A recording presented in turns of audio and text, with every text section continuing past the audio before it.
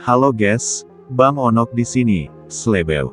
Kali ini kita akan bahas negara Vatikan, yaitu negara terkecil di dunia.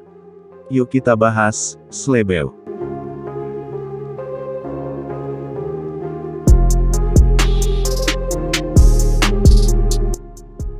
Vatikan atau Kota Vatikan, bahasa Italia, Città del Vaticano, Città del Vaticano, bahasa Latin, Civitas Vaticana, dengan nama resmi negara Kota Vatikan, adalah sebuah negara enklave yang dikelilingi tembok di dalam kota Roma di Italia. Dengan luas area sekitar 44 hektar, dan populasi sebesar 842 jiwa, negara Kota Vatikan merupakan negara independen terkecil di dunia, baik area, maupun populasinya, yang diakui secara internasional. Negara ini berbentuk eklesiastik atau monarki sakerdotal yang diperintah oleh uskup Roma, yakni paus atau pemimpin tertinggi dalam agama Katolik di seluruh dunia. Para pejabat tertinggi negara ini semuanya adalah klerus Katolik yang berasal dari berbagai negara. Sejak kembalinya Paus dari Avignon pada tahun 1377, mereka umumnya tinggal di Istana Apostolik di dalam wilayah yang sekarang adalah Kota Vatikan, meskipun terkadang juga tinggal di Istana Quirinal di Roma atau di tempat lainnya. Istilah negara Kota Vatikan berbeda dengan Tahta Suci, bahasa Latin, Sancta Sedes.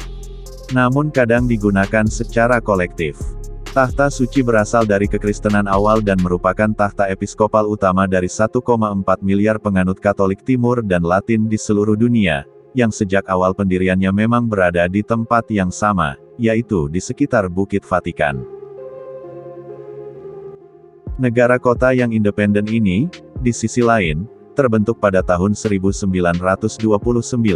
melalui perjanjian Lateran antara Tahta Suci dan Italia, yang berbicara tentang pendirian ini sebagai suatu ciptaan baru, bukan sebagai sisa-sisa negara gereja tahun 756 sampai 1870 yang jauh lebih besar, yang sebelumnya pernah mencakup banyak bagian tengah Italia.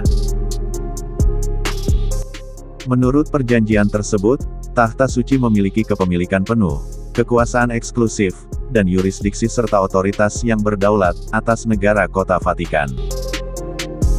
Perekonomian Kota Vatikan yang unik, didukung secara finansial oleh sumbangan dari umat Katolik seluruh dunia, serta dengan penjualan perangko dan souvenir, biaya masuk ke museum, dan penjualan publikasi serta Kota Vatikan tidak memiliki pajak.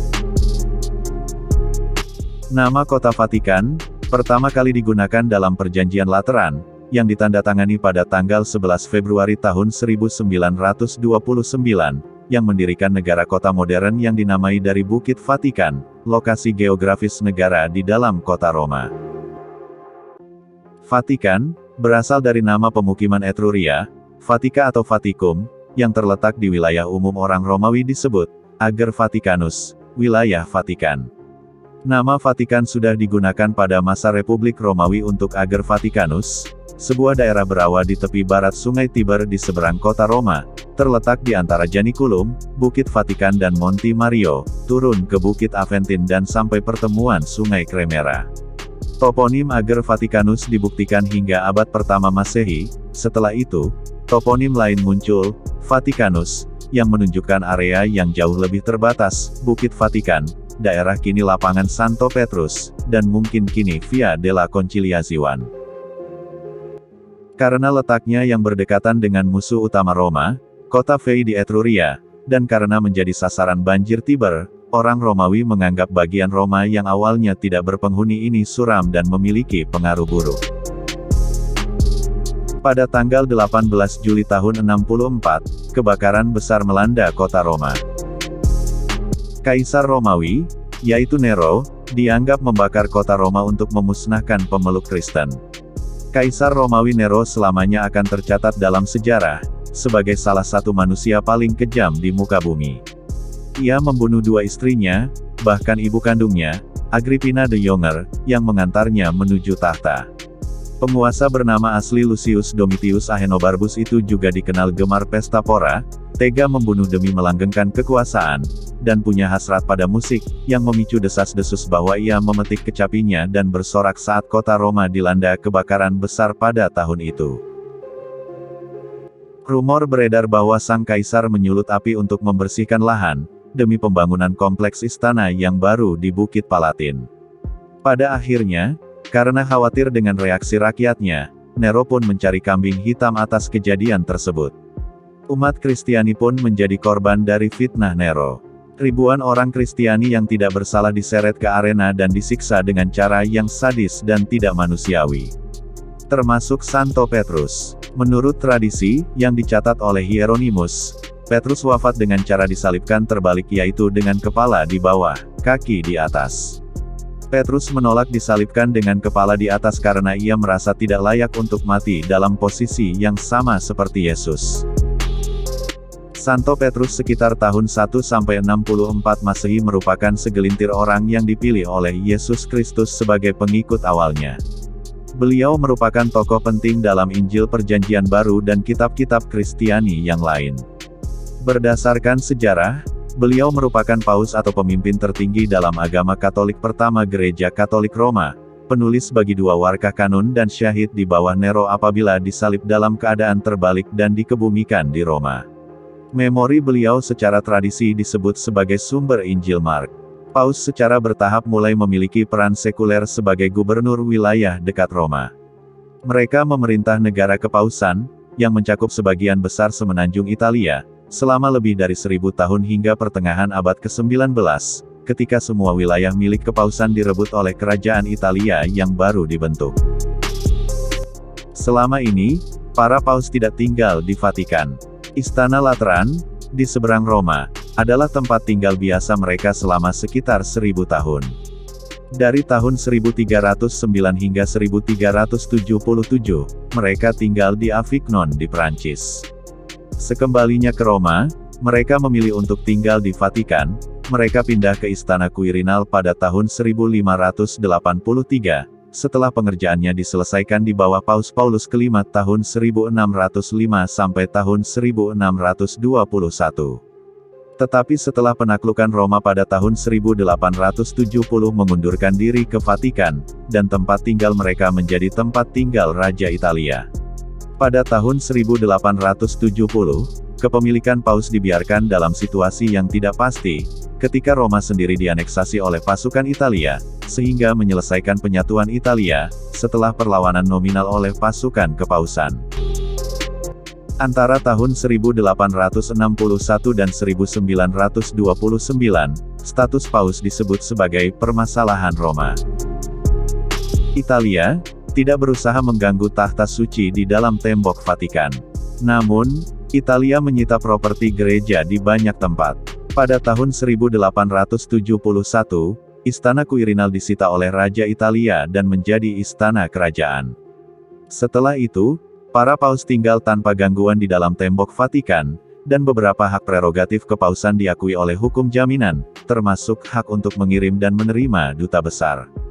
Tetapi para paus tidak mengakui hak Raja Italia untuk memerintah di Roma, dan mereka menolak untuk meninggalkan kompleks Vatikan sampai perselisihan tersebut diselesaikan pada tahun 1929,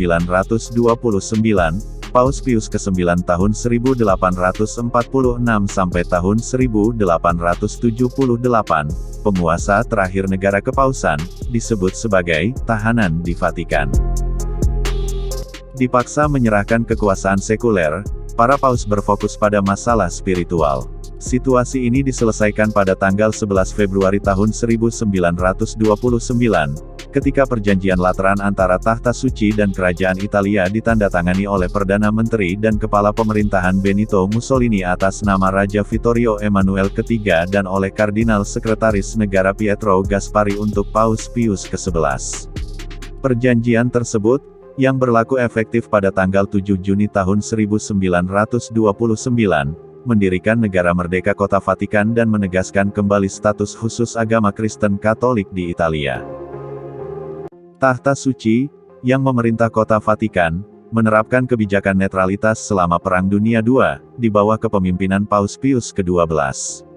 Meskipun pasukan Jerman menduduki kota Roma setelah gencatan senjata Cassibile, September tahun 1943, dan sekutu dari tahun 1944, mereka menghormati kota Vatikan sebagai wilayah netral.